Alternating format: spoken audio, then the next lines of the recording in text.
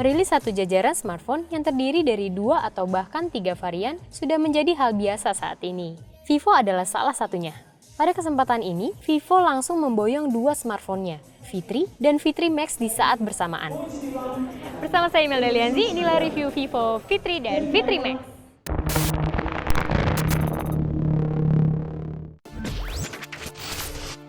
Keduanya adalah smartphone berbahan metal yang memiliki bentuk identik. Bedanya ada pada ukuran layar.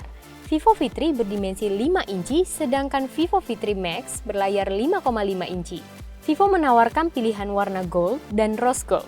Sisi depan smartphone ini didominasi warna putih dengan 3 tombol kapasitif tanpa lampu di bagian dagunya. Ketika membaliknya, Anda disuguhkan logo Vivo yang tercetak vertikal di sisi tengah, serta sensor sidik jari berbentuk kotak tepat di atasnya. Pada Vivo V3 Max, slot SIM card hybrid terletak di sisi kiri smartphone. Anda bisa menggunakan jenis SIM micro maupun nano. Namun pada Vivo V3, slot SIM card tidak menjadi satu dengan slot micro SD, sehingga Anda bisa menggunakan satu nano SIM, satu micro SIM, dan satu micro SD sekaligus. Saat menggunakannya, smartphone ini tidak bisa dibilang tipis. Ukurannya pas dengan bobot 170 gram sehingga terasa solid di genggaman. Ini adalah kali pertama kami mereview smartphone Vivo.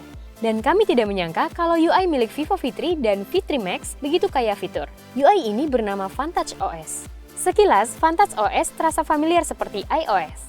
Jendela notifikasi bisa dibuka dengan menarik sisi atas layar ke bawah. Sedangkan fungsi shortcut dan task manager bisa diakses dengan menarik sisi bawah layar ke atas.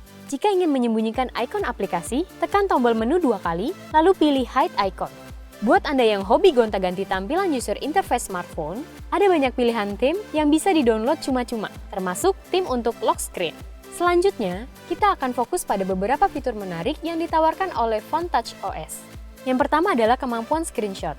Vantage memungkinkan Anda mengambil long screenshot hingga 15 halaman layar. Ada pula pilihan mengambil screenshot dengan seleksi area yang dikehendaki, hingga memberikan coretan di atasnya.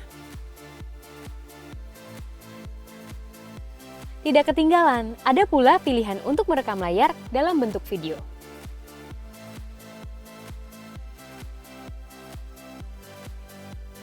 Vivo merancang Vantage OS dengan begitu banyak pilihan gestur. Mulai dari gestur dengan menulis huruf tertentu di layar, hingga air gestur menggunakan sensor yang ada di sisi depan smartphone.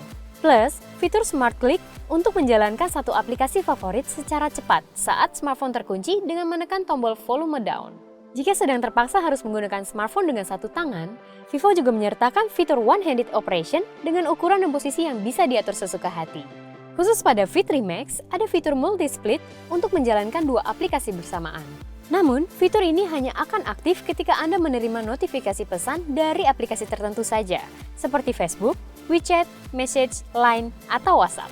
Nah, buat Anda yang sangat concern dengan urusan after sales, ada informasi mengenai alamat service center Vivo di beberapa negara, termasuk Indonesia. Jadi, Anda bisa langsung mengecek alamat dan nomor telepon service center di masing-masing kota. Dengan banyaknya fitur yang disertakan, maka jangan heran apabila Anda mendapati Vantage OS bisa menghabiskan RAM hingga 50%. Vivo V3 dan V3 Max mengusung komposisi hardware yang beda. Kemampuan komputasi V3 Max lebih tinggi berkat CPU octa-core Snapdragon 652 dan RAM 4GB. Sementara V3 mengandalkan CPU octa-core Snapdragon 616 dan RAM 3GB. Penggunaan CPU Snapdragon 652 sendiri cukup menarik karena ini adalah chipset generasi baru. Skor benchmarknya pun tinggi, mendekati 70.000 poin. Ditunjang dengan GPU Adreno 510, menjalankan game berat Hitman Sniper dengan grafis high pun bisa hasilkan FPS tinggi. Padahal resolusi layar V3 Max Full HD. Performanya tidak kalah dari CPU flagship Snapdragon 810. Sementara pada V3, Vivo lebih memilih menggunakan resolusi HD 720p untuk menyeimbangkan performa dan kualitas grafisnya.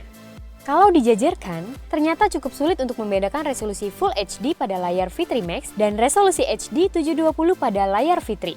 Ketika menjalankan beban berat seperti game, Anda akan merasakan hawa panas dari area dekat sensor sidik jari, namun masih wajar dan tidak mencapai 40 derajat Celcius. Beralih ke sisi audio, Vivo menyematkan teknologi Hi-Fi yang menyebabkan suara speakernya lebih kencang dari biasanya.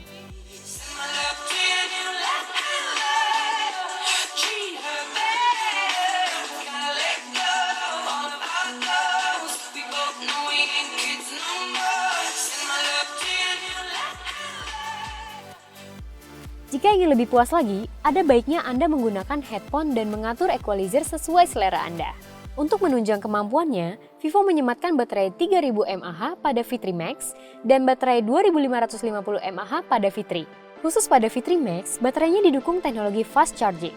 Pengujian kami menunjukkan waktu 1 jam untuk mengisi hingga 80% dan 1 jam 20 menit untuk mengisi penuh. Sayangnya, tidak ada info mengenai screen on time baterainya di menu settings. Namun kurang lebih screen on time yang kami dapat yakni 4 jam atau kadang lebih.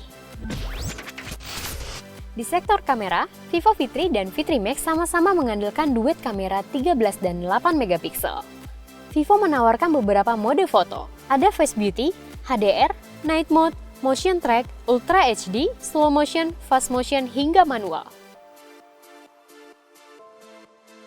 Selain tombol shutter layar, Anda juga bisa melambaikan tangan, menyentuh layar smartphone, atau menyentuh sensor sidik jari untuk memotret. Shutter speed-nya bekerja cepat di segala kondisi dibarengi dengan hasil yang memuaskan. Selama menggunakannya, kami tidak mengalami kesulitan ketika memotret, karena gerakan viewfinder di layar smartphone juga tidak lag. Saat memotret selfie, fitur beauty yang disediakan lengkap dan cukup unik. Anda bisa mengaplikasikan efek make up dengan pengaturan manual maupun otomatis.